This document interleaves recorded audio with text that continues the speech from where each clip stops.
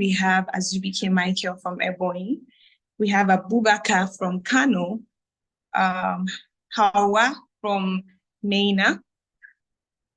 Okay. We have Gambo Maina from Jigawa State. We have Gloria Koye from Enugu. We have Ido from Lagos, John from Lagos, Sylvester from Abuja.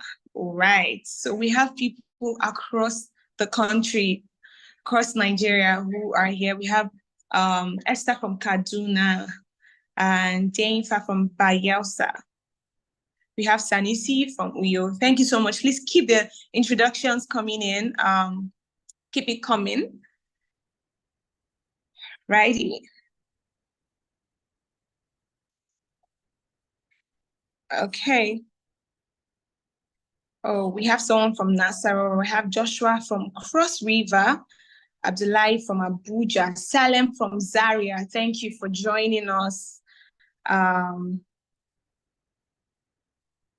We do not have people from Abia, from Imo. Where are you guys? Let us know in the comments.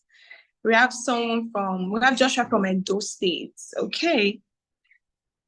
We have Emmanuel from Ondo. All right. Thank you so much for joining us once again.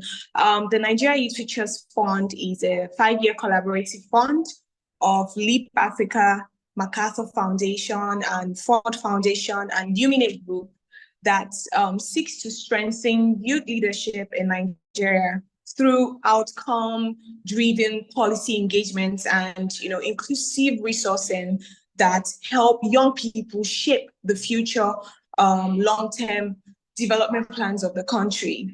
And so far in the last 2 years, we have resourced over 300 youths and youth-led organizations through the Youth Leadership Development Fund, which is now open for the 3rd time, and which is why you are here today. So thank you for making out time to be here. Once again, you're welcome. My name is Claire Onyekachi, and I work with the NYFF team as a communications and PR officer. And I will be your moderator for today. I don't mind getting a round of applause, a virtual round of applause. Yeah, can I get a virtual round of applause in the comments? Let's go. I need us to be energetic in this session. Okay, I see that. Thank you, Emmanuel. Thank you, Shalom. Thank you, Abigail. Thank you. All right. So, I'm not here alone. Thank you for the round of applause. I'm flattered.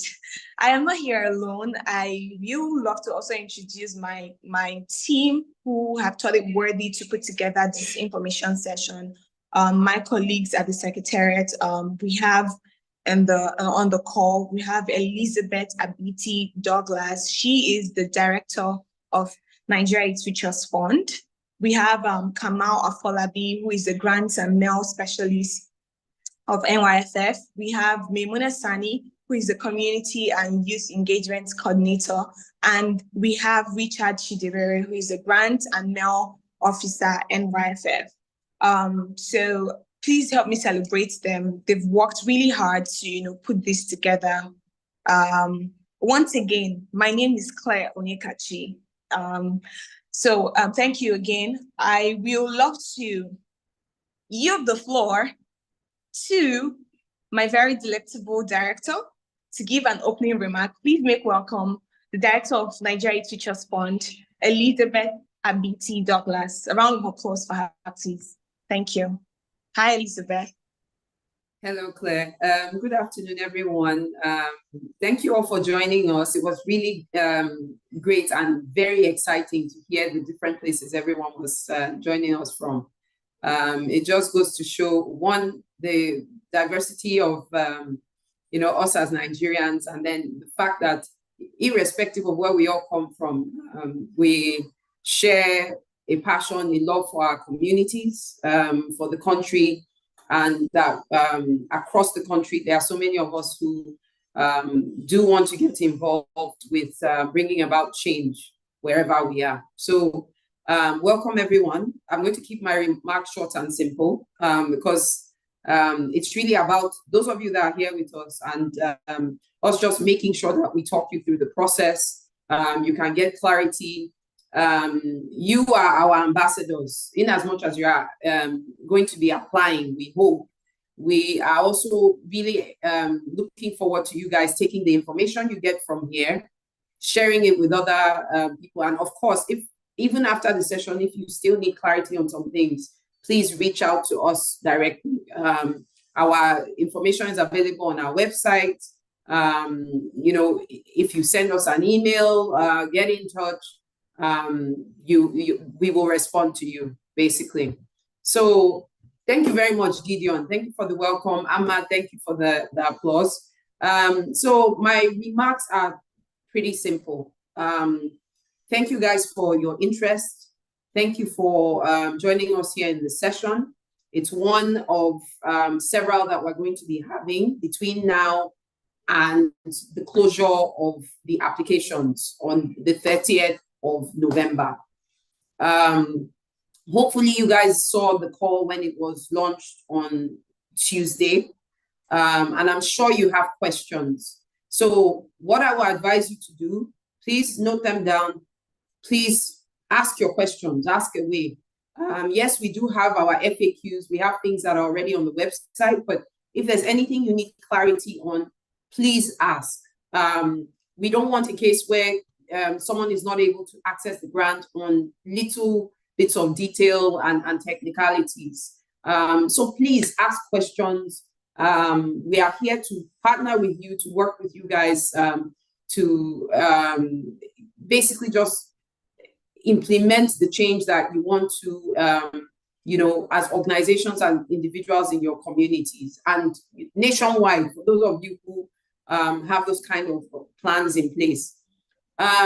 Before I hand over to the rest of the team to take you through the process, there are a few people that we do need to thank and we need to mention on this call. The Nigeria Youth Future Fund is funded by the Ford Foundation, by MacArthur Foundation, and by Luminate. It is executed, it's being implemented by the Deep Africa team.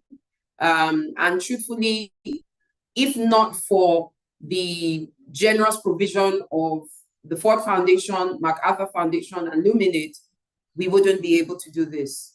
We wouldn't be here today. So really just wanting to thank them, you know, and appreciate them for making this possible. Now I will end at this point and hand back over to Claire, our very lovely moderator, and the rest of the team who will talk us through the process. And as I said, please take note of your questions and get ready to ask them. We are ready. We are here standing by to answer them for you. Thank you, guys. Thank you so much, Elizabeth. That was very quick and insightful. Please, a round of applause for Elizabeth. She is once again the director of Nigeria Youth Futures Fund. Thank you so much for sharing that with us. With that, I mean, we declared the meeting open, right? We also believe that everyone who is here for a specific reason, either to get clarity, to get more details about the call, to learn how to submit proper application, or to even hear from us what we're expecting from you in your proposals, and for you to also ask your questions, you know, and get more clarity on what you want to do. And even for some people who have, you know, tried to register and, you know, have encountered one difficulty or the other, this is the place where you get clarity on that. So please, while I introduce my team member who will take us through the CFA guidelines and, you know, details that we need to know, I'll encourage you to please note down your questions, put them in your notebook or somewhere that you can remember them. And there are two ways we're going to do this. After his session, we will have a Q&A, right? But we may not be able to take everyone's question. So it's important that you find time to, you know, ask your questions using the comment section, which is the chat box. And my colleagues who are on the call we'll definitely, get on it and get to those questions. So even if we don't answer them on this call, they'll form part of the FAQs that we will be putting out subsequently to guide you through the process of this application. And the other thing you can do is to also, show of hand, raise your hand when it's time for questions, and we will unmute you and let you speak. This way, we intend to, make sure that the room is not noisy, everyone is not speaking at the same time. So please kindly follow these guidelines and due processes. Comment your questions, raise your hand when you need to speak, and we'll let you speak.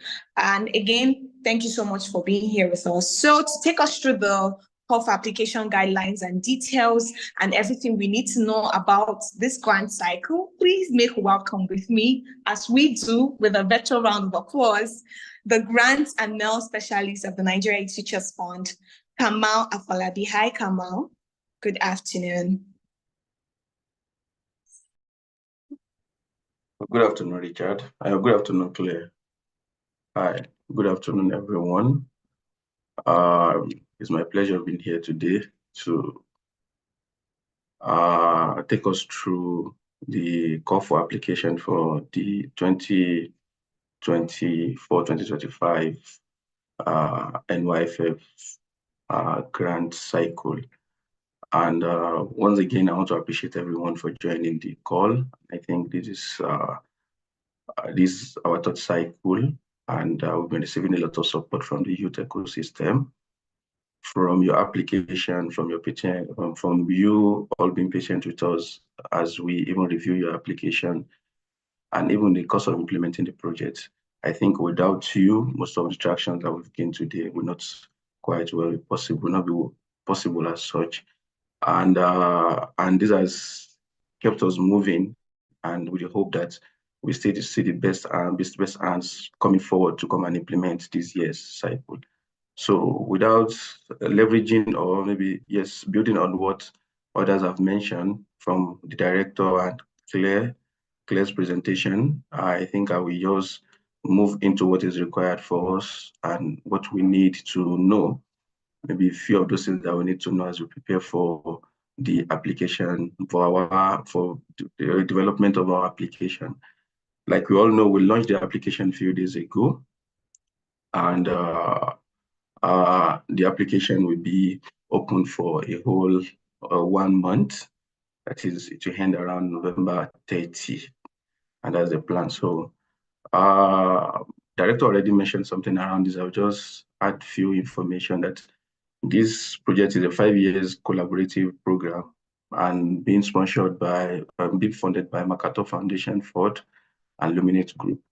The main aim is to strengthen youth ecosystem through outcome-driven policy engagement and inclusive resourcing that will shape the mid-term, long-term, and even short-term plan of the country. And maybe one thing we can take away from here is, while developing our proposal, our plan, let's ensure that we are targeting this overall goal or arcing goal of the Nigeria Youth Futures Fund, youth leadership through outcome-driven policy engagement and inclusive resourcing. And that's one thing that we're doing from our own part. But what we're expecting from most people is for you to engage through policy, through plans that can support the government in the midterm and long-term plan, and even our aspirations, what we want as what we believe the country should be in the Nigeria that we actually want, putting it forward, advocating for it, and ensuring that we are mainstreaming these aspirations into the plans of the government. And that's quite important while thinking of what are the pattern, what are the methods you want to put in place to achieve this. But this is actually the targets of the Nigeria Youth Futures Fund, empowering, equipping young people in such a way that they are able to table their concerns. They are able to put up their concerns in such a way that they complement government activities. And maybe because of talking earlier on, I've already chipped in this. How will you equip them? We are equipping them through reimagining, co-creating, and engaging in national and regional discourse and even development of documents that are evidence-based, that can support advocacy, that can support activity of the government, that can support development of the nation. And this will take us out of the usual pattern of just agitating alone, but the contributing pattern to the national development. And in the course of this, too, our plan is to really empower and support youth activists. When you have your voice, when you have what you are thinking about, how do we support, how do we empower in such a way that you are able, you have the capacity and you have the resources to be able to advocate appropriately, to be able to produce, to be able to have this your plan well developed, and have this your plan well structured, have it in such a way is a tenable one, using leveraging different forms of method to promote it. Yeah, you have resources to even to what via the digital tool, via leveraging different form creatives and the likes to do it. So, and all in all, most of all these efforts are working towards engagement. We ensure that youth are engaging, they are engaging the system, they are actively participating in what is required for national development. So the reason why I took my time around these places for you to actually get, as you're developing your plan, you need to have this in your focus. You need to be thinking around this. And that's the overarching goal of the Nigeria Youth Futures Fund. Yeah. So, and the fund is based on 3 pillars: the visioning exercise, and which we have successfully done one, and we have the Nigeria We Want report.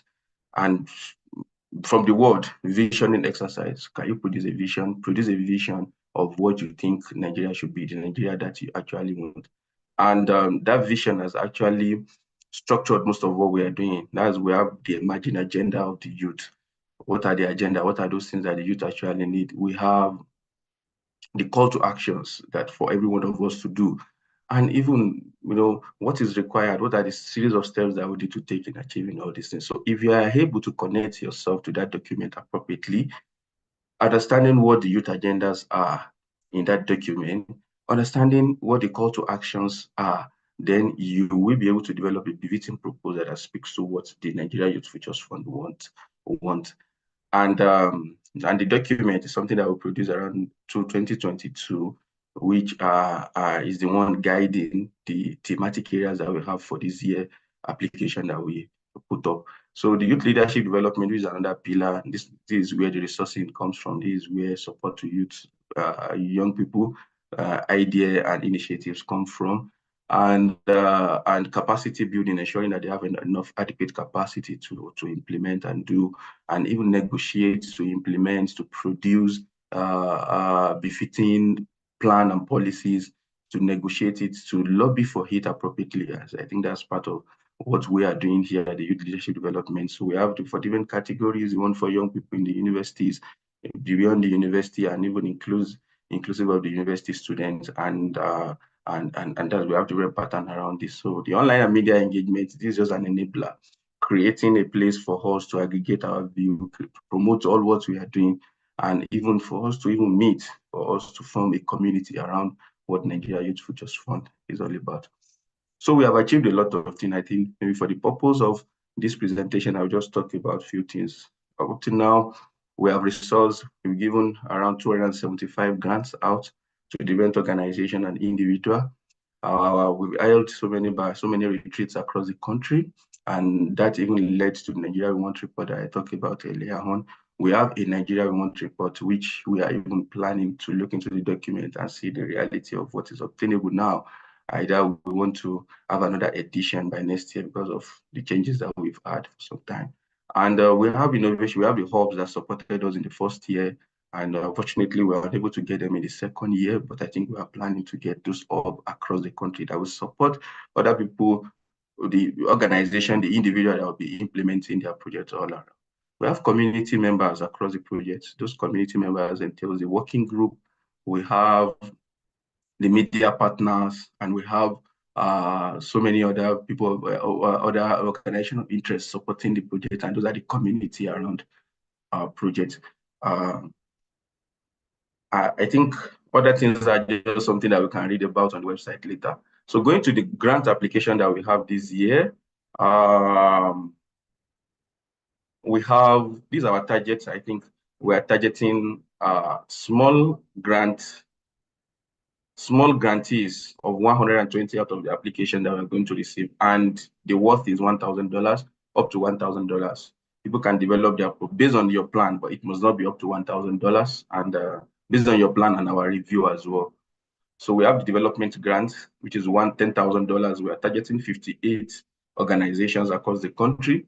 They are youth-led and youth-focused organization. And we have the Catalyst grant, which is $50,000. We are targeting 6 organizations per region within the country. Here, those organizations, those Catalyst organizations, we have 2 mandates. Number 1, to carry out their own initiative, and number 2 is for them to serve as regional hub to support to support the activities of the individual and the development grant in terms of capacity building, in terms of institutional strengthening, in terms of coaching within the region. So they will be the closest people that will be supporting them in most of their activities. So those are the 2 mandates that the people, the grantees that will belong to the Catalyst category, we definitely have. For the small grants, we're expecting local projects, those things that you can implement within your community to support connecting with the overarching goal of the NYFF, and likewise the development grantee too. And our target is to ensure that we have at least 1 small grantee in every state of the country, 1 development grantee in every state of the country, and expecting that people form this chain of action and they're able to build community around the project, collaborating, having partnership, and even receiving enough support from the Catalyst grantee that is scheduled for that region. So what are those criteria? Those few things that we need to know about the criteria, I think we have them well fully written in the CFA, but for the purpose of this presentation, they are young actives between the age of 15 to 35 with a proven track record working on youth development projects capable of social change across any of the thematic areas. So I will tell you one interesting thing about Nigeria Youth Futures Fund and what is the paradigm that we are trying to shift here. One thing is that your proven track record that we are talking about lies more in interests that you have in development, in youth development projects. In the first year, it's not encouraged, but I just want to tell you how we even absorb vulnerable people and underserved community. In the first year, we have someone, I don't know what happened to the person, is in a very remote area. The person was able to print our template out, and he used a pen to write everything appropriately, to write all his concept appropriately, and screenshot the concept. That person definitely maybe he has no money to go and scan. He has no facility to actually type those things appropriately, and he scanned appropriately, and we checked the proposal, and the proposal was okay, fit for our project, and we actually engaged this person and he implemented the project. So I want to tell you how the pattern that we are trying to shift here. We are trying to make resources, we are trying to empower the underserved population and even people that are, can I use the word, neglected for some time, that they are not even enjoying the mainstream things that are available. So young people, the proven track record I want to see here is your interest, maybe even at your own scale, at your student union government, at your community. You have been doing 1 or 2 things to mobilize people. You have been supporting the community structure in achieving what they want. So the applicant must demonstrate good understanding and experience in strategic planning, project management, and implementation. Fine. Yes, the good understanding we are talking about here is, show us, when you are talking about yourself, tell us what you've done. So the way I've mentioned it earlier on, it could be something that you've done from your local community. Yeah, and this must be a proven one, something that is tenable.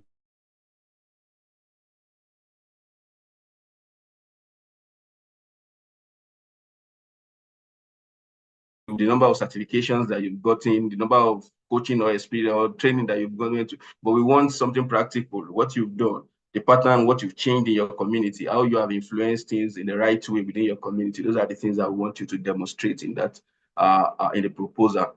So the applicant must have knowledge of community and team building. I think I've talked about it, and honesty and people that have proved it, that have good integrity for us to be able to work with.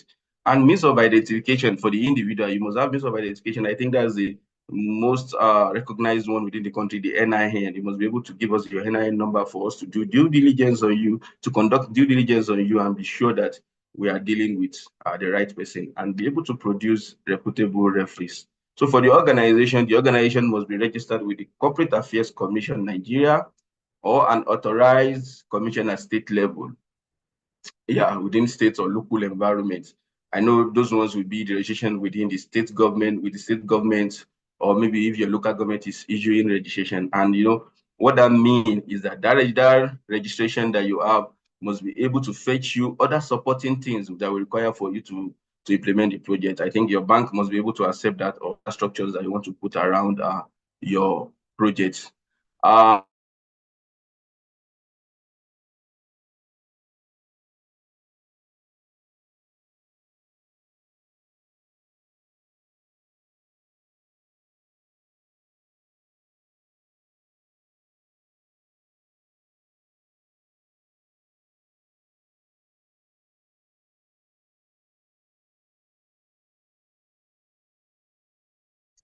Hello, everyone. Apologies for that. I think that the network from Kamal's end. Can you hear me? Please confirm that you can hear me. Can anyone hear me? Okay, so I think that the network from Kamal's end is not so stable. So he would come back and continue, but while we wait for him to come back, there's a couple of questions in the comments. Please note that your questions in the comments, there's a Q&A box on your screen. You should be seeing a Q&A box on your screen. Please kindly send your questions into that Q&A box. Sorry, there's someone there who will respond to your messages there. Yeah, so Kamal is back. Hi, Kamal. Are you able to speak now? Yeah, I think the network threw me out. Sorry, apologies. So, and at good antecedent, the organization must have good antecedent and proper track record. For catalysts grantees, they must be civic up and youth up within the region. They have good reach within the region. What do we mean by the region? The 6 geopolitical region: Southwest, South, Southeast, Northwest, and North Central. And within that region, you must be able to prove that you have a very wide reach within those states in that community. You are able to, you have the potential to gather as much as possible organization and to work with them appropriately within that region. And yes, that shows the partnership capacity that's been talked about in the presentation here, and as well capacity to build the potential for capacity building as well and institutional strengthening. For you to serve as a coach or to build an institution to support those upcoming organizations, you must be able to have a stable system already in your own organization. So that means that most upcoming organization needs not to even bother themselves to go for catalyst application. We encourage you to actually look into yourself very well and assess what your organization is all about and the strengths that you have. Are you at the stage that you can even support other organizations? Are you at the stage that you can even build other institutions? So that's something to consider even before putting your application for any of the application. If you are an upcoming organization that you are still struggling to have a fully fledged structure, you don't even need to move into the catalyst side. It's better you just stay at the development or even opt for individual and then be able to use that resources to build traction for what you're doing. So, but one particular thing we are looking for in the catalyst organization is an organization that has the structure, the system, and potential and proven potential to support other organizations. When we are talking of system to support other organizations, you must have all your policies fully developed and that can be adopted or adapted or even imbibed in others to follow. That is one. When you are talking of structure, you must be able to have a system whereby if an individual needs your support, need your office to be used for a program, you have the facility to support them. Even need to leverage your name within the states to even get approval or maybe support in achieving one or two things or in assessing opportunity or maybe a room where the person needs to present something, you must be somebody referred that they need to reach, they can reach out to anytime to support their initiative. And the third thing that I talk about is the potential of capacity building. How are you faring in your organization currently now for you to even coach others? So those are the things to check as the catalyst grantee. So that means that you must have all this potential, you must be strong enough to coach others, to train others for you to be a catalyst, for you to apply for catalyst grant. So please, let's note this appropriately, because we are wary of people that are not conscious of all these things, that go ahead to drop applications in this without checking appropriately what the requirements are. So let's talk about the thematic areas that we are looking at this year. I earlier mentioned it, that we are focusing on 2 thematic areas that emerge, that are part of the youth agenda in the Nigeria we want to report. So I will strongly encourage everyone that please take your time and connect yourself with the Nigeria we want to report. You have to take your time and read. What are the alternative scenarios? The alternative scenarios led to some discourse inside the document. And after that, you move to the youth agenda. And after that, you move to the call to actions. So if you're able to connect yourself to this series of actions, see this series of the flows of that document, you'll be able to develop your proposal, speaking to the alternative scenario. Are you addressing the JAPA? Are you addressing the OYO? Are you addressing the SAPA? Are you addressing which one are you addressing actually? Which one are you reinforcing? Because we have, in the alternative scenarios, we have those that are negative and positive. Are you reinforcing some, or are you addressing the issues attached to some? Then how is this connecting with the agenda that emerged? And in this agenda that emerged, we are prioritizing 2 things here now. How are you facilitating good governance, and how are you resolving the fundamental national questions? So those are the things that you have to check appropriately and see and ensure that your proposal is totally in line with all these things. So what do we mean by facilitating good governance? How would a young person facilitate good governance? You are not in the government, you are working in your organization, doing 1 or 2, doing projects all around. How will you facilitate good governance? That means that what you can do, it's around the initiative that you can put forward that can be accepted, that can strengthen the existing institution, ensuring accountability and transparency of the system. Policies are equitable policies at subnational and national level, and maybe we have other 2 sub-themes that are of interest, looking at what's the current narratives all around. Currently, the Ministry of Youth Development, they are working on the National Youth Policy.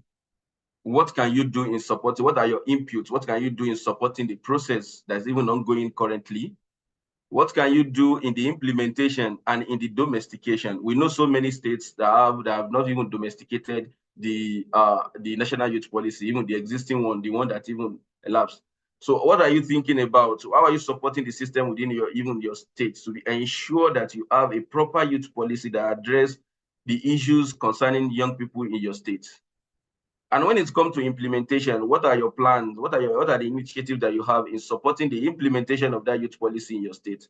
So those are those things to check appropriately, and those will connect you to how you can facilitate the good governance. And lately, the Supreme Court judgment about local government financial autonomy, we all know that it's just a statement of reinforcing the right thing. But now, in a decade system, a system that has been out of this for some time, they all need support to get to where what is required of them to deliver appropriately in this financial autonomy that they've just gotten. And these are the lowest, I can say these are the closest system of government to us. These are the closest structure of government to us. That is the local government system. They are much more closer to us than any other the state and the federal level. So how are you planning to support the efficiency, the effectiveness of the local government administration?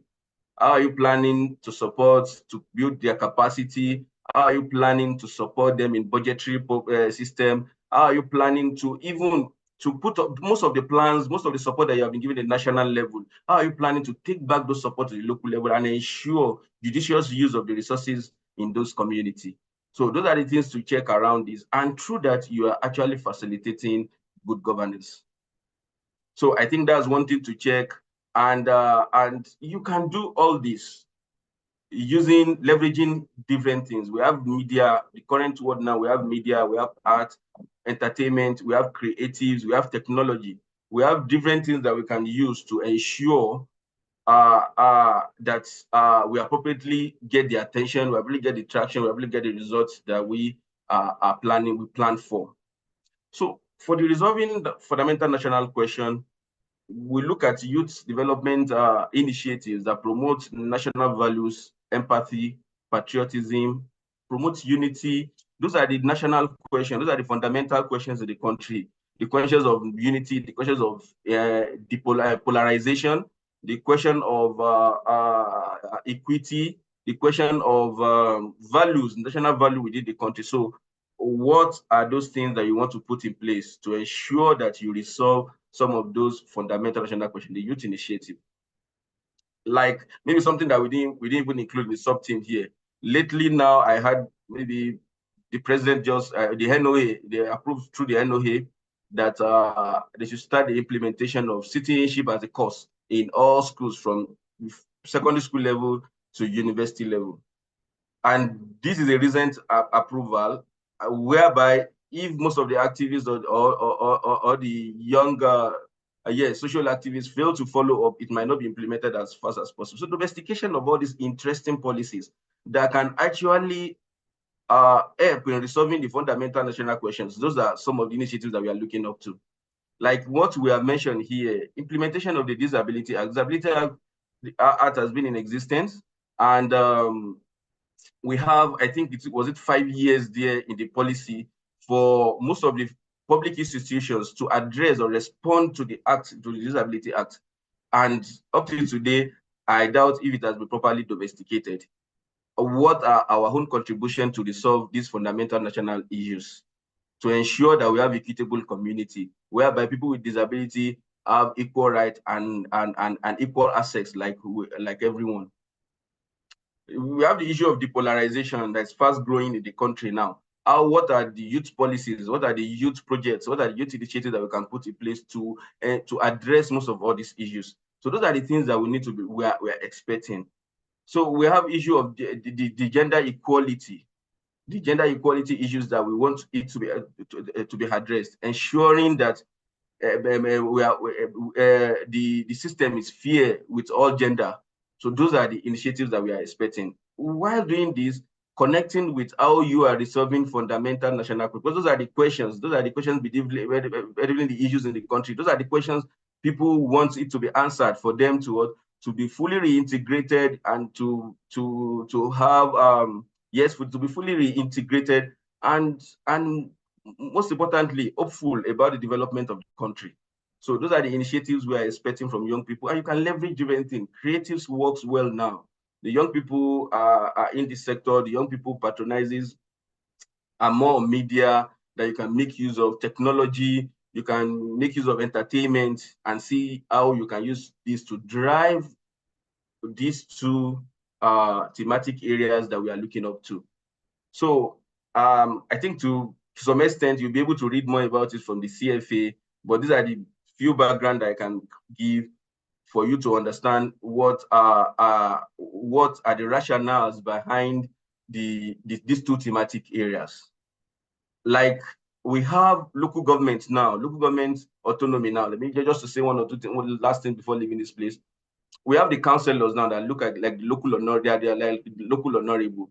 Are they aware of their duty to be able to provide their oversight function appropriately in the local environment and ensure that the local government chairman, most of the processes that needs to go into ratification, into budgetary development, into approval of most of what they are doing, or the checks that is required at the local level? How are you going to strengthen all this system to ensure the efficiency and effectiveness of the realities that we have on ground? Now, we have some other policies that are not even as popular as most of those things that we mentioned now, and that have been passed or maybe approved in the country for use. So those are those things that we are expecting from young people to work on. Either you are domesticating, either you are reviewing, either you are even implementing, ensuring implementation of those policies.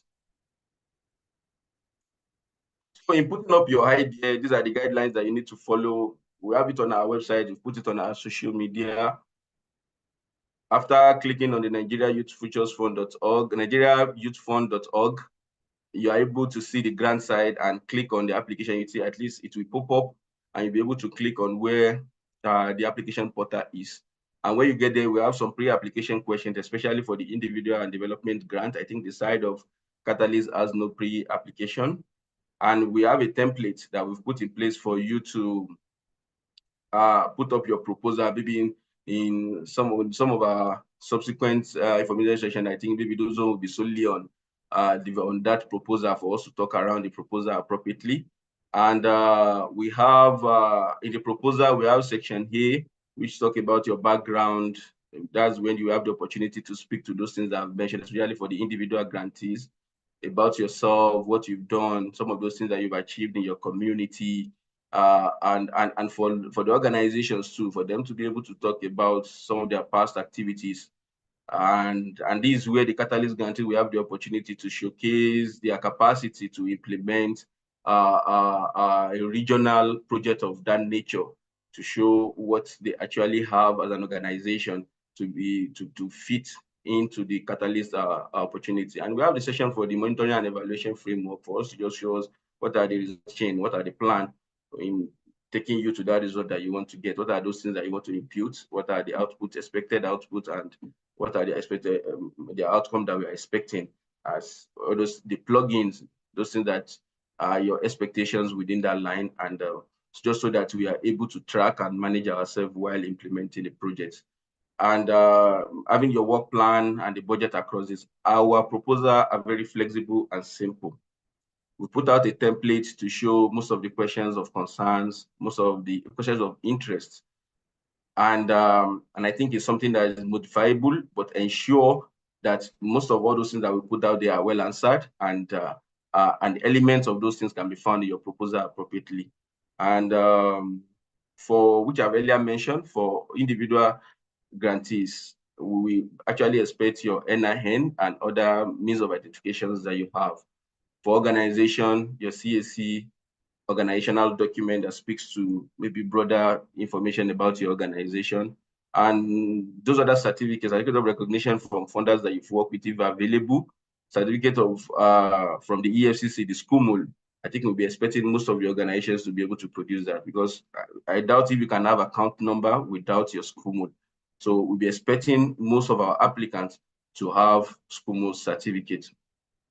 And the referee should be able to support is to supply the name, organization, portfolio, phone number, and email address of your referee. I think maybe one thing that we have reviewed this year in advancement, that from the feedback that we got, is to make the referee part to be more easier this year, and we've passed that to the portal that we are using. And this year it will be every time. It won't be it won't require them to open an account like it was last year. You just have to click and be able to supply all those information that they need to supply. So maybe just visuals around how the application work. When you enter the portal, the first thing you will see the channel of you first see the channel for the individual and the channel for the catalyst. If you are entering the catalyst, you pick the side you want. If you are entering the individual, you pick the one, or development, you pick what actually fits for your application. So this is the landing page after you have entered the website. And for this other side, you'll be able to read about the application while you go into application, while you click on apply. But at least it's very important for you to read all the instruction at the left side before clicking on apply. So you've seen the yellow part that shows the where you need to apply. So these are a series of steps that you follow. You open an account, you can still log in, you can continue you can start your application now and still come back to come and complete your application. still return back to home and complete your application. So you'll be able to have your application reference number, and you have your pre-screening part, and you have where you fill your bio data and then upload your application. But one thing here is that the request for reference, after requesting for that, filling the information of your reference, the message will go to you, the person automatically. And one thing is that until the person completes, until those referees complete, are done with their part, that you'll be able to submit finally here. So last year we discovered that so many people failed to follow up with those names that they supplied for them to complete those applications for them, and it led to a lot of incomplete application. Please ensure you follow up with them, and then after following up with them, you come and do your final submission. So those are the other steps here. This is where you upload. We have a site that you upload the proposal, and we have the site that you upload the organization document. You can just put them in one PDF file and upload them. So maybe a question that will come up is, where are you going to find the proposal? I think is this side. When you read around here, you see where to apply, and when you come down here, you see where you can see here, you find click here for individual/development grant proposal. When you click here, you download the proposal and make use of the proposal. So these are the other features that you are going to find there, and I think I've explained most of all these things. So what are we judging you with? What are our rubric? And these are the rubrics that we have. The rubrics are around alignment with the grant goal, which we have talked about before, and that I think that carries the biggest, highest percentage there. And after your proposal have aligned with the grant goal, our expectation is that, sorry, hold on. So we are going to look at the flow of the proposal. We are going to check the flow of the proposal. After alignment, we are going to check the flow of the proposal to see if there is coherence. Because what you are talking about, if what you are mentioning, what you are talking about in the objective, the scope, the intended result, there must be clear nexus connection between all these things to ensure that for us to be sure that you actually know what you are talking about. If your objective states this, then what we'll be expecting to see in your work plan should be something that aligns with your objective. But if they are not connected, I think that will be a struggle for us, and you might not be able to get the full score that you need to get here. So looking at your budget must be prudent enough and must be within scope, within what we set out to do. So it must be inclusive. The project that you have must be inclusive, considering the pattern of inclusion that is peculiar to your project. And the outcome driven, the indicators must be very clear, because if you don't know where you are going, if you are not sure of where you are going, how are you making your plan? And we want to see evidence that you can sustain the project that you are planning to do. So those are those things that we are going to use to do. And visibility of the project, our expectation is, even if you are adopting a plan, or if you are taking a plan from what is obtainable in maybe America, London, or any other country, or any place in the world, you must ensure the localization, ensure that it is in line with what can work in Nigeria. I think that's one thing that we check about the feasibility. Do you have the tool? Do you have the leverage? Do you have the system that can absorb your plan? I think you must check appropriately if what you want to do is feasible and achievable. So those are the few things that we are going to assess, we are going to use in assessing the proposal. So we released the call for application on October 28th, and today we're having our first information session. The second one will be November 8th, and the third one will be November 22. And within 28th to 30th of November, 30th of October to 30th of November, the application will be open. And we have the first level review before closing the year, that is between 30 to 13th December, and we'll round up everything by the end of January, before the end of January next year. Those are the few information that I have from my hand. I think I will hand it over to Claire from here. Thank you so much. Alrighty, thank you so much, Kamal. Please, can we give Kamal a round of applause? That was a lot of information in few minutes. Please let's send him a virtual round of applause. Thank you so much for all of that information. It was quite insightful. I'm sure that if people were listening, they would have picked one or two, and some of your questions would have been answered in the process of sharing all of that. Thank you so much for that insightful session. I can't see our round of applause. The round of applause is not rounding. All right. Okay, I say now. Thank you, everyone. So we have a couple of questions in the Q&A session, and we're doing our best to answer all of it. But regardless, we have a Q&A session for the next 10, 15, 20 minutes. I see some hands are already up. So we will take a few questions here, but please kindly send in your questions in the Q&A box. We're doing our best to answer all of that. And like I have also stated, we may not be able to answer all your questions here. And so we're collating them to do an F&A session across all our social media platforms. So you want to keep tabs with us there. The other thing we also like to let you know is that most of the questions you have and clarity that you need is on the website and on the CFA tab. Once you click on the grants tab, it brings out a couple of information that you need to first digest before you apply. Some questions that you have here could show that you've not taken time to read all of that information in the website before you apply. So it's important that you read all of that till the very last of it, so you are clear on what is expected of you. We've seen a couple of questions asking us for link to where you can apply for the catalyst and all of that. If you have read from the beginning to the end, you should have seen where the link has been embedded. So please do yourself a favor to take your time and read everything there before you start your application, just so that you are clear on what you're applying for.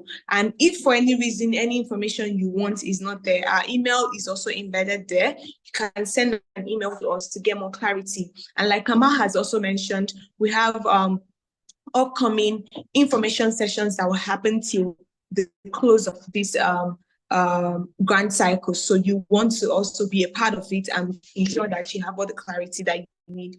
Thank you so much. All right, so let's move to the Q&A session. But just before we do, I'd like to know, maybe using the comment section, please let us know how and what platform you found this opportunity. Was it on our social media platforms? Was it on a third-party platform, maybe an opportunity desk platform? Was it shared through a friend? Was it shared, on a WhatsApp group chat that you belong to? Let us know so we know where we're pushing out more information so you can be updated. So please use the comment section and let us know where you got the information. Did you get it via email? Kindly let us know. That will help us shape how we're sending out more details of the grant cycle to you so you can be abreast on that. All right, so while we're doing that, let me confirm that Kamal is still here. So we have a couple of questions and hands here. We'll take from Abdul Mumin. Sorry if I murder your name. I apologize in advance. We'll take the first question from Abdul, and then the second person is Oluwaseyi, and the third person is Kefas. The fourth person is Adetola. So every question, please keep it short in 60 seconds. Keep your question short in 60 seconds so that we can have more time to take more people. Hi, Abdul. IT, please, could you unmute Abdul so he can ask his question? Thank you.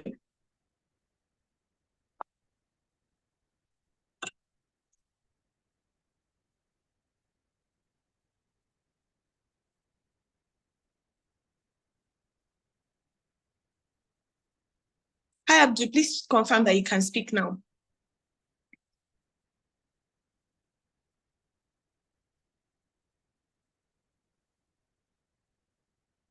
Okay. I'm not sure that he's here.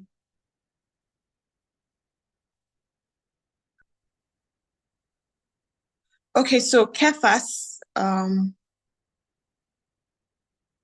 over to you, Kefas.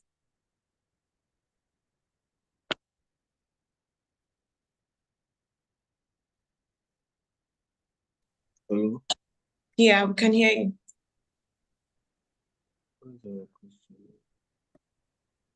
Sorry, please, 1 minute. Okay.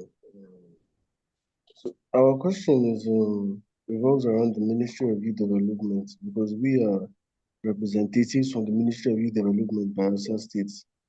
And we wanted to know whether we were eligible to apply for the development grant, considering the fact that, it's a state government institution, but it is heavily youth-driven. That's one question.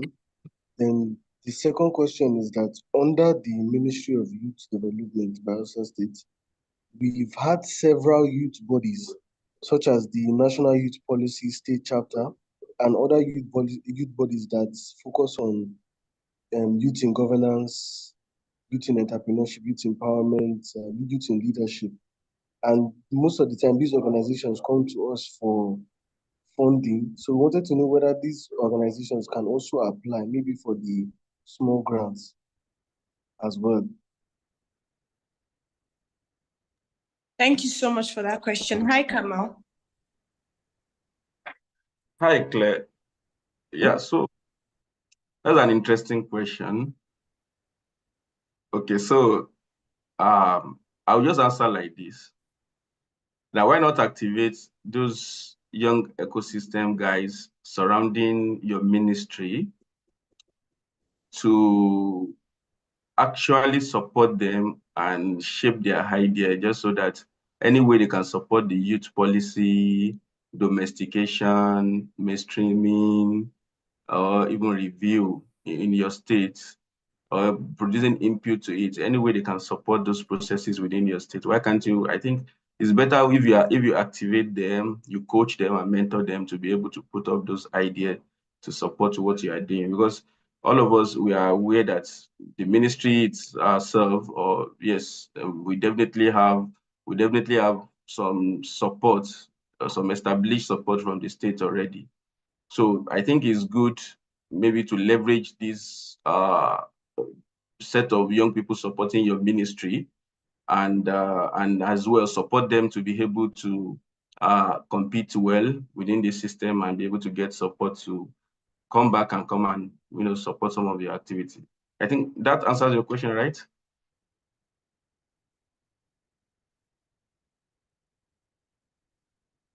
Hi, I hope you can hear me. Hello?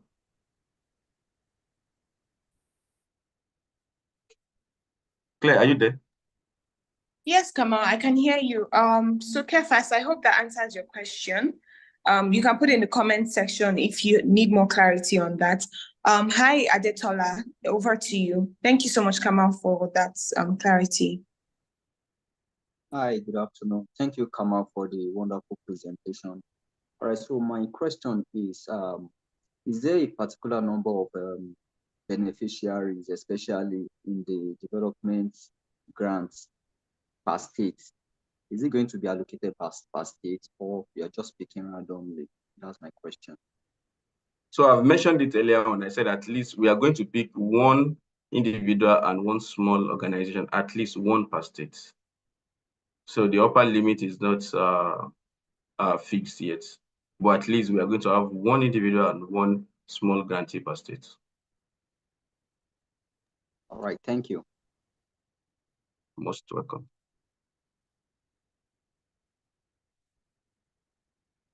Okay, thanks, Kamal. Hi, Samuel. Sorry, Salem. Salem, it's over to you now. You can ask your question.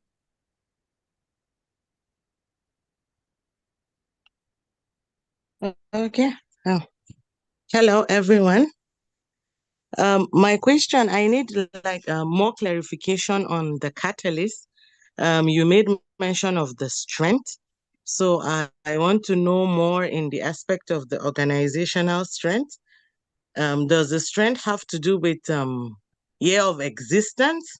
Probably an organization have to have been registered and existing for maybe more than 2 or 3 years, or can strength also be maybe the individual, that's the team, the experience that the team has, or the leadership of the organization. Then also you made mention of the hub. So the hub, is it more of the geopolitical zones, or how is the hub going to look like? So that's what I need clarity on. Then generally on the project, can someone upscale an existing project? Probably you've done a project and then it's done for the 12 months or a particular period. However, you want to still apply for this grant to upscale that project. Is that also possible? These are my questions. Yeah, thank you. Thank you for the question. Number one, I think I mentioned it earlier on in terms of what we are looking at, the structure we are the capacity that we are talking about from the Catalyst grant.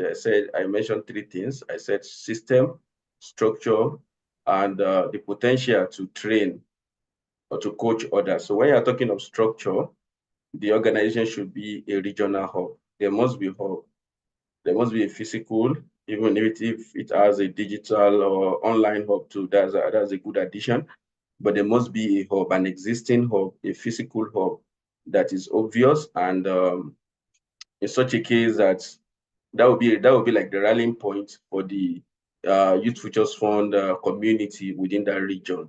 So that is why I said they have 2 mandates. One is to implement their project, and the second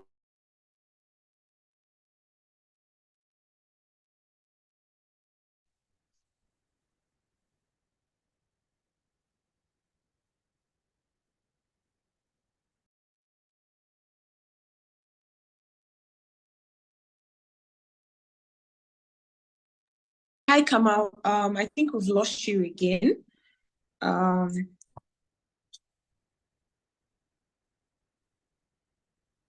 Apologies, everyone. Okay, Kamal is back. We lost you for a few seconds.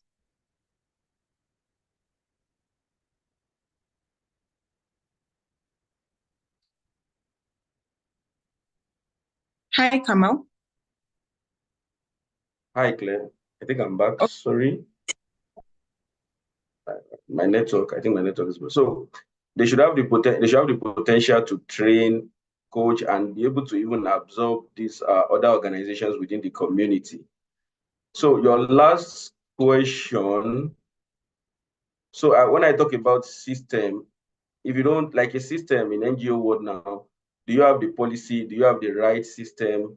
Do you have the right all the system which entails even your board structure, the policies within the organization, the system to all those other things like your financial system, project management system?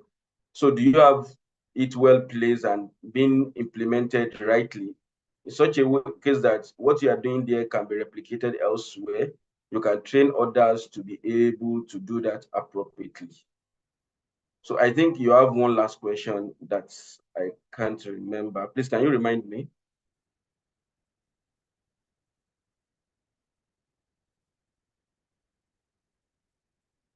Are you there? Please, can you remind me the last question? Oh, okay.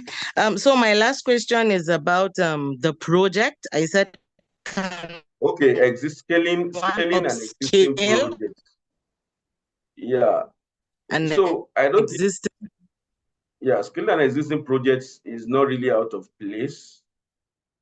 If that existing project you have proof and you can show reports that shows the potential, the scalable potential of the project actually, because this is something that we have to go retrospective and check actually if the project has the potential to be scaled. So if you have that proven record, that makes it even more safe. But you must be able to prove that beyond doubt that the project is something worth scaling. So, which is a different route from someone that is just initiating or planning something. Though we have other literatures that, or maybe other people's reports that we can leverage on to produce our own plan. But one thing is that you have a first-hand information to provide us that we need to verify if what you've done in the past work. So I don't think it's really out of place, but it must be a proven one and have the potential to be scalable potential. Thank you. I hope I've answered your questions. Yes, thank you very much. Thank you. Most welcome. Can see Nathaniel hand up. Is it the next person, Claire? Yes, he is. Hi, Nathaniel. Please go ahead.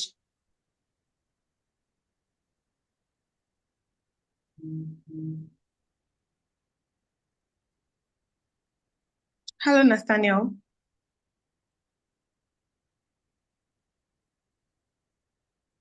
Okay, so let's move on to the next person. I guess he's struggling with his network. Hi, good luck.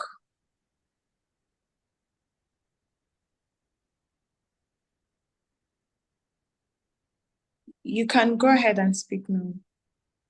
Yeah, can you hear me now? Yes. Okay, thank you. Good afternoon, and good afternoon, Kamal. I dropped my question in the question and answer, so I have not been responded. So I think this is an opportunity for me to ask. We got our organization registered around May this year, notwithstanding that we have been doing some projects. So when you were talking, you mentioned something. There was something I saw on the screen about the certificate of recognition from funders. But most of the project that we did is not formal funders. Most of them are community empowered projects. So I don't know, is that going to be an impediment? Oh, okay. I think I mentioned something similar earlier on that for development grants, those are organizational documents. If you have the supply, it can actually strengthen your application. But if you don't have, I don't think there is anything. It's not really something, because one thing you should know, because of looking at the scenario that I gave earlier on, we are actually heavy on even equipping upcoming organizations. That's part of our mandate, in strengthening the ecosystem and ensuring that we have more young activists, emerging through this project. So even if you have not even implemented donor funded projects before, that's not really a issue here.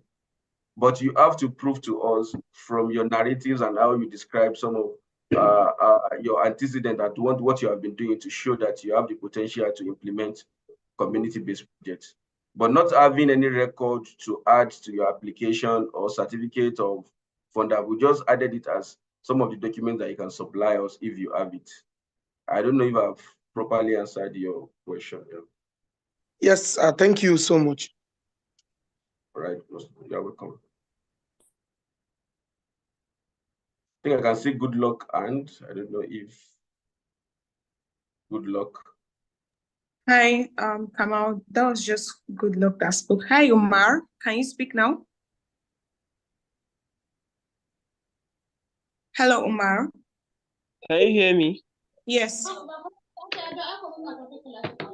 Any shuru Allah. Hello? Can you hear me, Umar? We can hear you. Please go ahead. Yes, I'm Umar Sleman from Speaker Empowering Foundation, the Northwest Zona Coordinator, which I'm representing 7 states of the North Nigeria. So, can we apply for the grant of 50,000? So that's my question. So, and I have all the criteria we have. I think we have get the criteria that you have been posted. So that's my question. So I didn't get you very well. You said you are from which organization? Sorry, please come again. Yes, so I come from Speak Oha Empowering Foundation. So I'm the Northwest Zona Coordinator. So we focus on women empowerment. So can we apply for the grant? So that's all my question.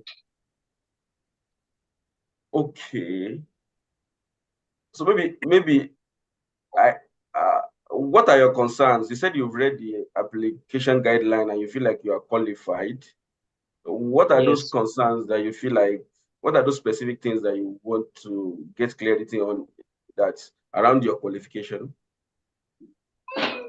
Yes. So I need to apply for the organization. Okay, is it because you are a women-focused organization, or what are those concerns? Yes, we focus on women empowerment. We empower women in terms of tailoring, vocational training. So sometimes we give them resources for we make digital training, like digital marketing, digital literacy. So, and even Leap Africa has already give us a micro grant of $100. So we make a project on women in digital skills. So this is a second chance to us. So can we apply for this another grant for $50,000? That's okay, my question. So thank you for that. I think I can figure out your concern now.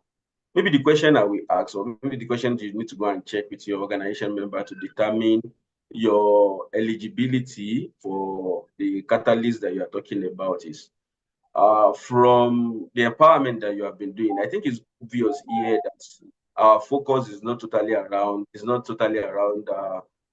that sort of empowerment.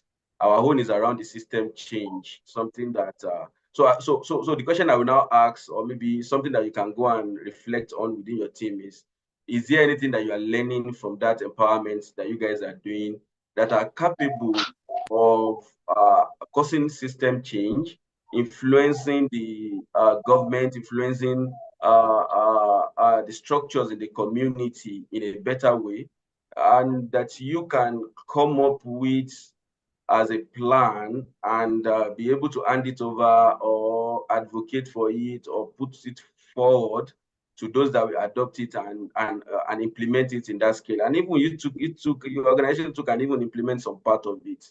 Because when you look at it from that angle, individual empowerment in like training of people on all these soft skills and the likes is not totally our own. It's not totally the focus of the Nigeria Youth Futures Fund grant system.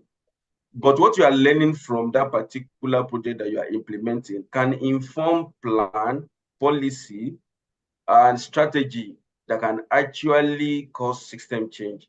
So maybe that's the task to your team, and we'll be looking forward to your application if you are able to get that insight very well. Thank you. I hope I've answered your question. Yes, sir. You have answered the question well. All right. Thank you so much. Hi, Kamal. Let me read the question. So thank you, sir, for answering the question. Hi, Kerry. Please can you hold on?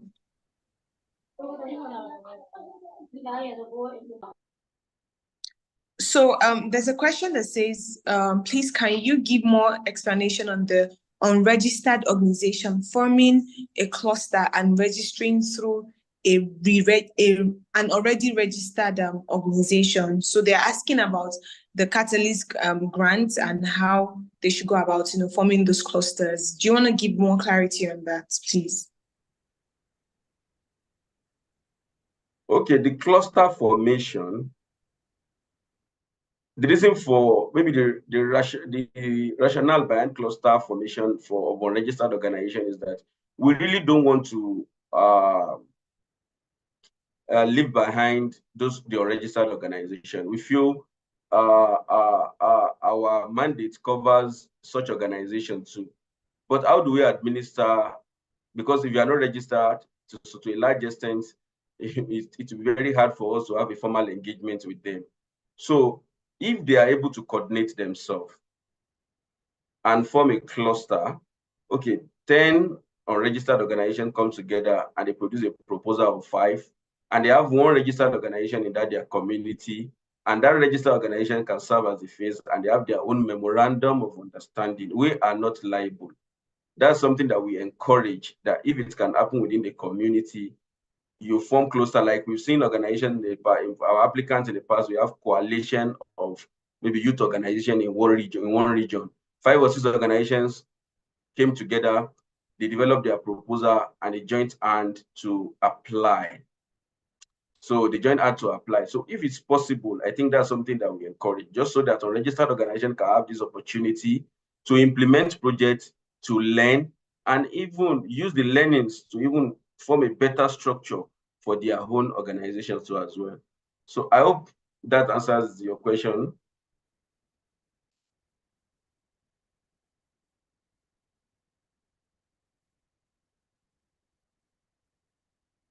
So hi Claire, are we? Yes, thank you. Hi Kerry, please go on. We'll take 3 or more questions and then that'll be all for the Q&A. And like we have said, there are more information sessions that we will hold, and we have an email on the website. So if you have questions that may not be answered here, please shoot us an email. But let's hear from you, Kerry. Okay, thank you. So I do have a question. My question is, when you say youth-led organizations are eligible for this grant, does that mean organizations that are run by youth mainly, or even organizations whose programs are for youth and that are also able to commit to your thematic areas? Yeah, thank you for that question. I think basically here is the face of the project should be youth. Those implementing the project should be youth. So that's why we said a youth-led project. So those implementing the project should be youth, and the face of the project should be for you and by you. So I think, we highly encourage a youth-led organization to apply. Yeah, so that's simply the answer to that. Thank you. Got it. Thanks.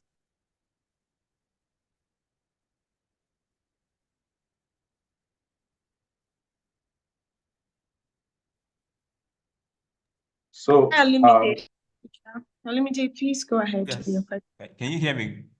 Yes. Yes. So thank you so much for the presentation and what you guys are doing with the Nigerian Youth Futures Fund. Currently, I am with a startup called Cyrus X, and we run a sustainable business model. By that, I mean that we believe that profits can be made by impact. We have an impact academy, we have a gender inclusion plan, and we're looking at how policy can be influenced in the energy space. I'm just thinking, we are registered as a for-profit. Can we go ahead and apply as an organization, even though we are not a civic-led organization? That's my question, basically. Okay, you are registered as a for-profit organization, right? Yes, we're registered for profit. So we're looking at how we can apply for development grants if possible. All right, and you are into policy. So one thing is that we highly encourage not-for-profit organization to apply. Okay. So we highly encourage non-for-profit organization to apply, and there seems to be our interest, our areas of interest, but we are not totally against, or maybe we are not totally closing our room for profit that has idea that are capable of social change within the community. But we highly encourage not-for-profits to apply. Yeah.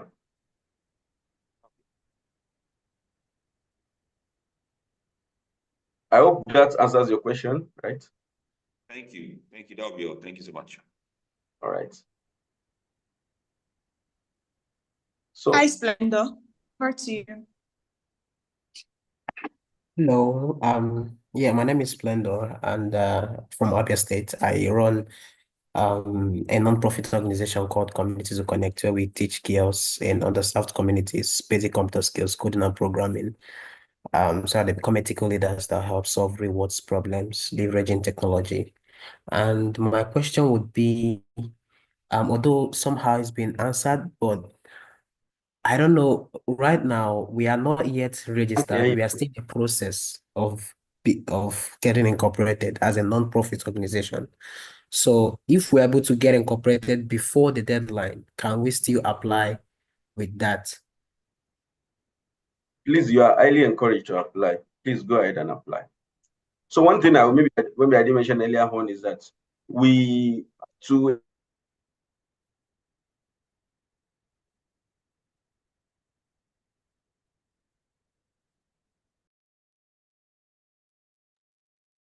Hi, Kamal.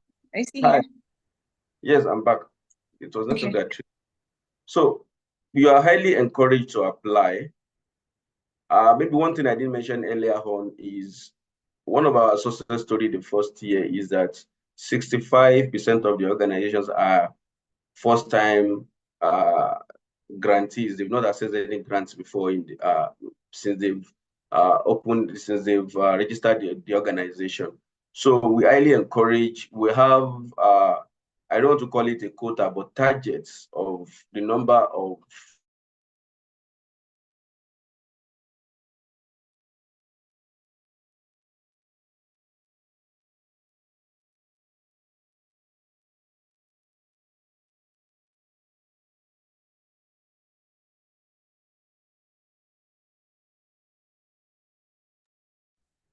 Hi, Claire.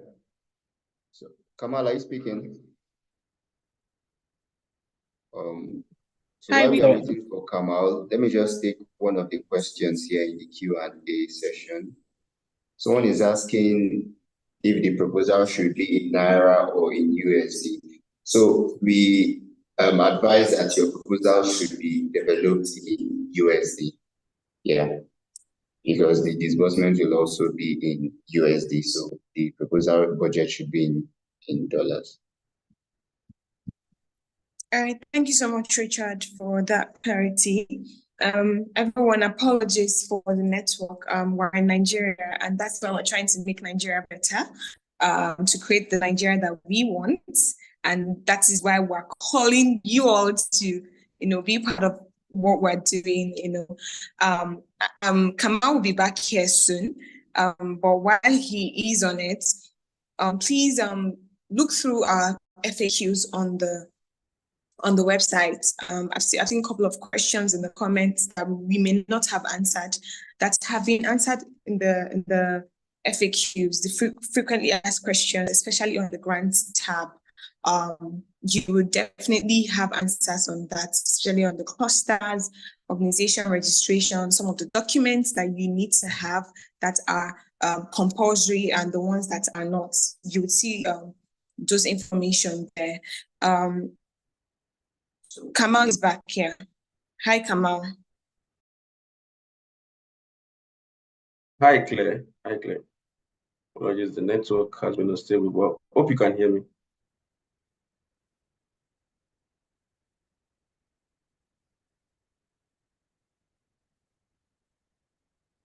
Please, I hope maybe there isn't a question. You were answering some questions before you left. Do you want to finish that off? Okay, I thought I've answered the question. Honestly, I can't recall the question. Can the person assist me with the question? Claire, can you assist me? Can you remind me? Okay. Okay, so Kamal, yeah, so there is an interesting question here that we may want to, while we are trying to remember the one you were answering, someone asked a very interesting question. It says, when you say you'll be picking one individual per state, is it the state of implementation or the state one comes from? So is it state of implementation or let's say state of origin? Kamal, you may want to answer that. So I think let's set aside state of origin here in this discourse totally, so that because we've been having this confusion for some time, maybe some of the team members will remember. One thing we are doing here is the state of implementation. The gap you want to fill should be from that state. The gap should be something that you identify as a local issue in that state, and the objective, how you want to implement the project, everything should be in line with that particular state that you want to implement the project. As regards the states of origin, maybe if we are trying to know more about yourself in our due diligence, we will definitely make use of that. But what we want to know here is that where are you implementing, and most of the gaps, your discussion, what you are putting up should be in line with where you are implementing the project. Thank you. Thank you so much, Kamal. So we will take one more question and we'll wrap it up for the Q&A and close out on this today. Sorry, Ahogo. Sorry, I'm not sure that I pronounced that well, but the mic is on for you to ask your question. Please go ahead.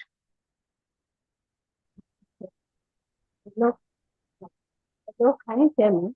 Yes. Okay, good afternoon. My name is Agogo Akoiwaiwe. So I'm the founder of Agogo Sickle Cell Care Foundation. So my question is, in this policy drive, my project actually engages youth. We are a youth-led organization, but then I want to get clarity in this policy change and this empathy as thematic areas, the thematic areas of the grants, because I did a project Voices for Sickle Cell. So we engage youth from all aspects of Nigeria, all like major states of Nigeria. We wanted to involve youth from every state of Nigeria, but we got like 14 youth from like people from 14 states. So, and they were able to create awareness about sickle cell in their local community. While I know that, yes, this is not policy changing, but this engaging youth, this is also taking youth advocacy to grassroots levels. So, but then I don't know if that is part of the thematic areas or it has to drive towards policy change, or there's an aspect I can bring in. So that's actually what's bothering me. I don't know if my question is clear. Sorry. I lost you for, I think I was out and returned back for, but I heard the last part. At the middle, what's actually the project about? Maybe so what you are, the scenario that you are painting. Yeah. Okay. So the project is about creating awareness about sickle cell. Nigeria has the highest burden of sickle cell disease in the world. So, and I'm using youth as a drive for change in creating this awareness to younger youth. So youth between 18 to 35, creating awareness to teenagers between 10 to 18. So it's just a sustainable cycle of awareness to young people to make better reproductive decisions. But now this doesn't directly move to government, but this is driving change at grassroots levels because they are creating this awareness within their local communities in different parts of Nigeria at the same time. So we are creating a ripple effect. So I don't know if it aligns with the thematic areas or it must, the project must drive towards policy, because this is also engaging empathy among youth to sickle cell patients, because there's no empathy. People talk anyhow, people do things anyhow. A lot of things are happening to people with sickle cell, and these people are existing in the society, but there's no empathy. So we are using youth as a movement to create this change that we want to see in Nigeria. So, but then I don't know if it directly or if there's something I could chip in that will fit in the thematic area, or if the project already fits in the thematic areas. I don't know, because that was actually bothering me. Thank you. And I identify with you. Honestly, I sincerely identify with you on this thing. And one thing is that what you have been talking about is directly in line with what we are talking about. Okay, maybe you see it from this lens and you'll be able to connect totally with what we are doing now. If you are talking of policy now, we have the side of development of policy. we have the side of domestication of policy. We have the side of promotion of policy. We have the side of implementation of policy, which I know very well. If we go under the Ministry of Youth Policy and we go and check most of the policy statement around the sickle cell, we definitely find awareness. We definitely find, because in most of the health policies, you will have preventive policy, you have the curative, you will have the preventive, curative, and the control, which I know in the preventive measures that we can put in place to ensure we reduce the reoccurrence or maybe the prevalence of sickle cell people within the community, the awareness, and most of all these things will be. So definitely you are working in line with the implementation of such policy. So maybe what you are struggling with now is how you will connect this, with the system and prove this beyond doubt that this is connecting with actually an existing policy or something that is capable, in terms of capable of causing a social system change, that one is already there. But where is it coming from? Because most of what we are doing, we are being guided by one policy or law or plans within the country.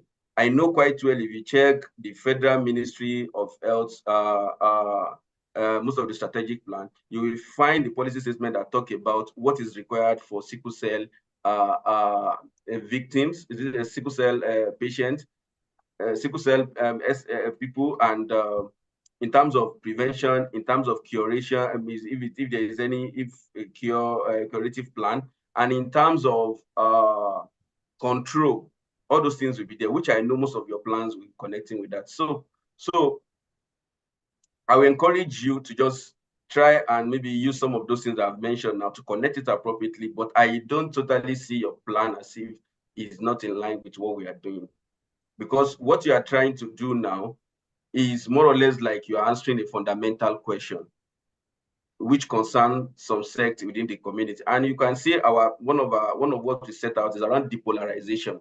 So we want to ensure that some people are not polarized within the community and they receive necessary attention as required. So one particular thing, as maybe someone with health background, I will now tell you now, maybe there could be a gap to actually fill while thinking about your proposal, is when you look deeply into some of those gaps that they don't fill in the policy around the sickle cell patients, with the sickle cell people in the country. I think you have to check very well, how about the integration in the community? How about the special consideration that is required for this sector? And that's something that you can even write policy on if you are going to write the line of policy and you advocate for it to be adopted, or yes, to be accepted, or maybe assigned to be accepted, yes. Then you can be talking of domestication as we move ahead. Or maybe there are existing policies that speaks to all those awareness that you are talking about now that you need to connect with and use it as a proof. Then you talk about your own strategy to do the awareness and some sort of control within the community. So I hope I've answered your question.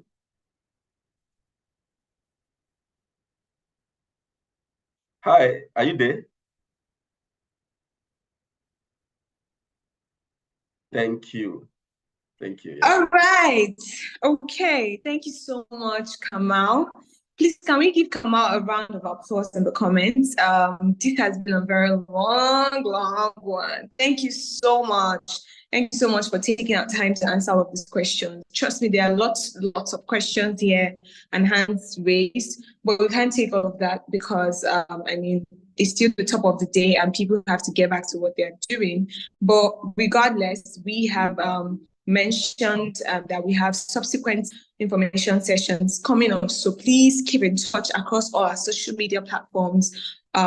On Facebook is Nigeria Youth Fund. On Instagram is NG_Youth Fund. On Twitter, it is NG_Youth Fund. And on LinkedIn is Nigeria Youth Futures Fund.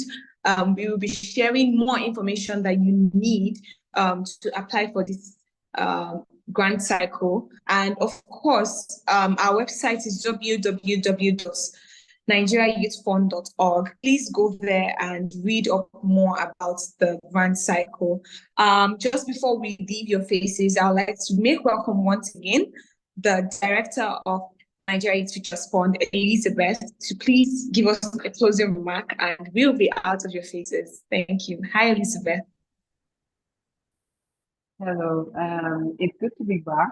And thank you all so much for your engagement, questions, very insightful questions. So, I mean, right now, there's not much left for me to say, except I hope we've been able to address most of your concerns, give you as much clarification as possible.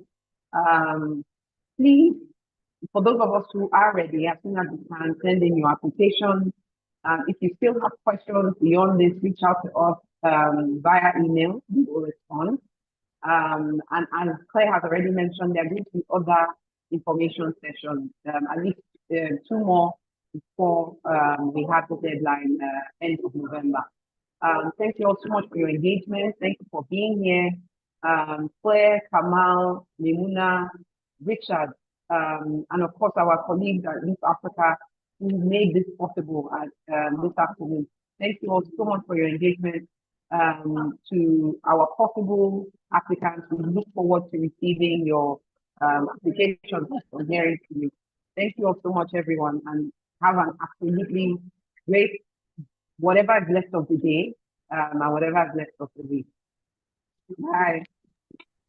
Thank you, Elizabeth. Thank you, everyone. Please kindly share the CFAs to other people so that they can also be a part of this opportunity. Don't just keep it to yourself. Thank you, everyone, once again. And we have to say our goodbyes here. Bye, everyone. Thank you.